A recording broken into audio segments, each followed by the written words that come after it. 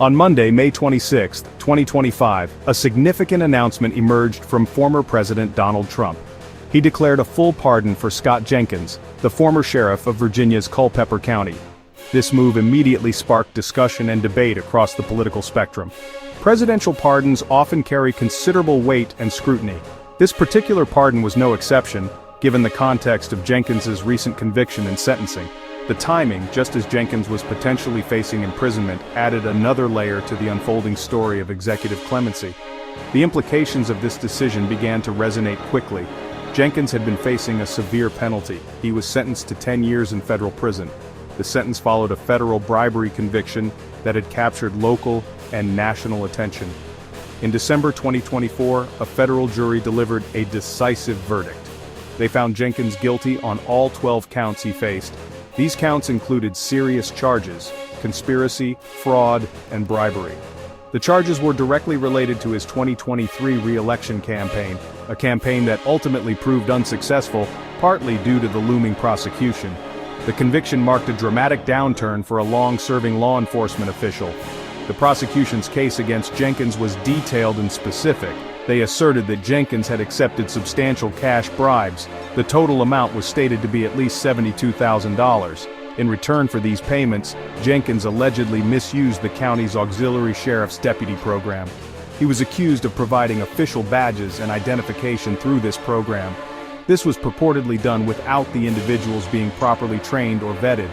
They were also not expected to perform actual law enforcement duties, according to the prosecutors. This scheme essentially offered the prestige of law enforcement affiliation for a price. Court documents further illuminated the scope of the operation. Several individuals were implicated in the bribery scheme.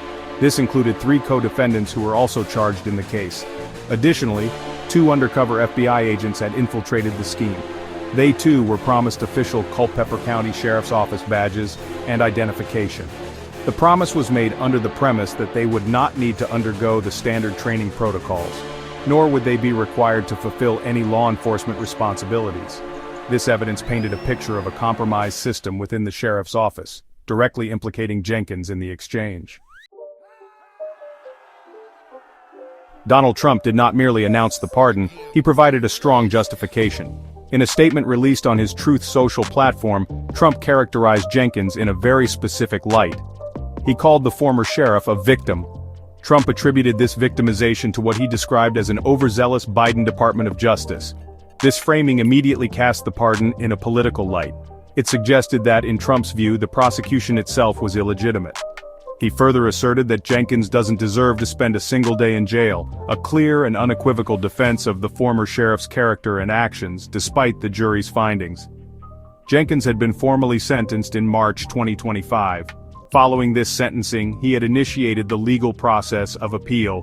His defense team maintained his innocence throughout the trial and subsequent proceedings. They argued that the payments Jenkins received were not bribes. Instead, they contended these were legitimate campaign contributions. Furthermore, they argued that designating auxiliary deputies fell squarely within Jenkins's authority as sheriff. This defense strategy, however, did not sway the jury. It is also noteworthy that while Jenkins maintained his innocence, his 3 co-defendants in the case chose a different path. They pleaded guilty to the charges against them, accepting responsibility for their roles.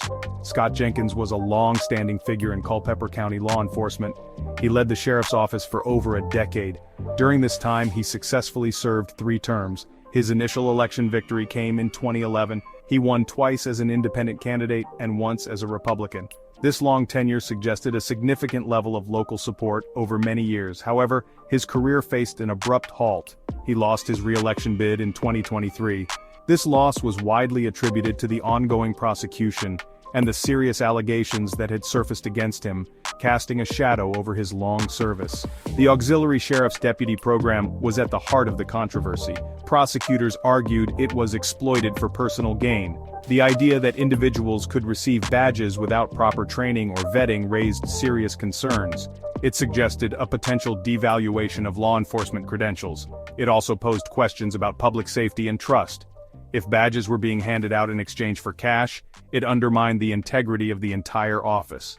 The prosecution painted a picture of a system where influence and money could bypass established procedures, leading to the serious charges Jenkins ultimately faced.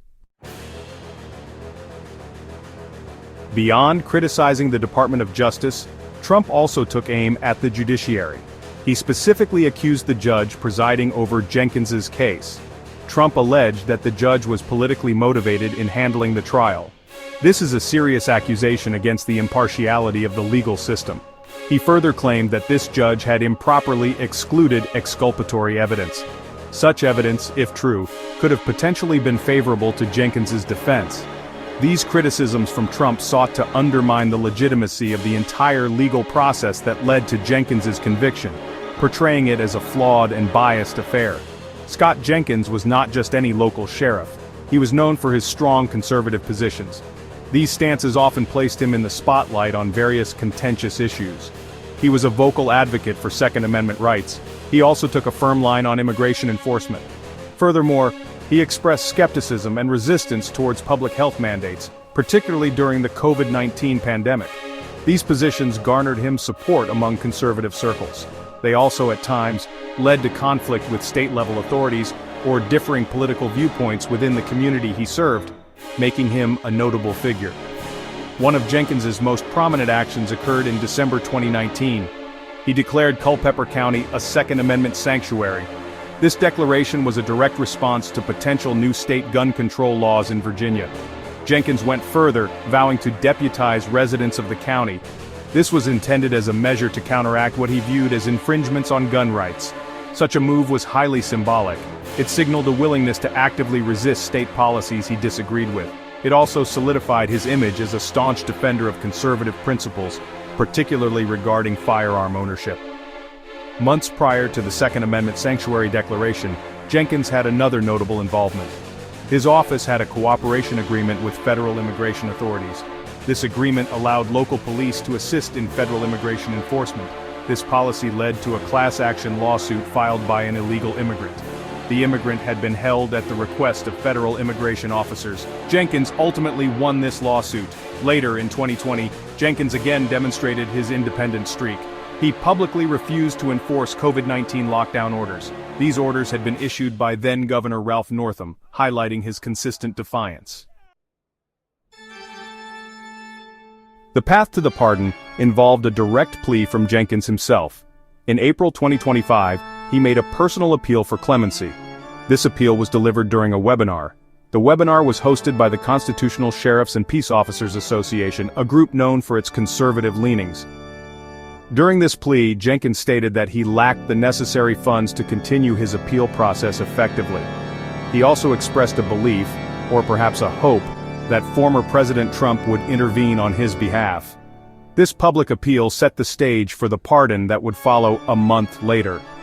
Trump's statements accompanying the pardon reiterated his strong support for Jenkins. He described Jenkins as a wonderful person.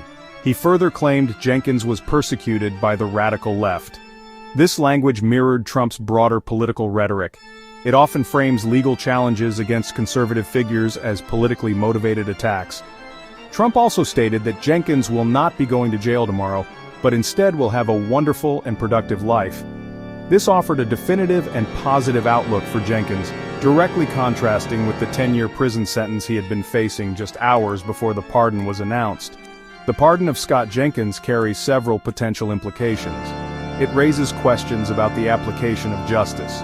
Critics may argue it suggests a two-tiered system, one tier for those with political connections, another for everyone else.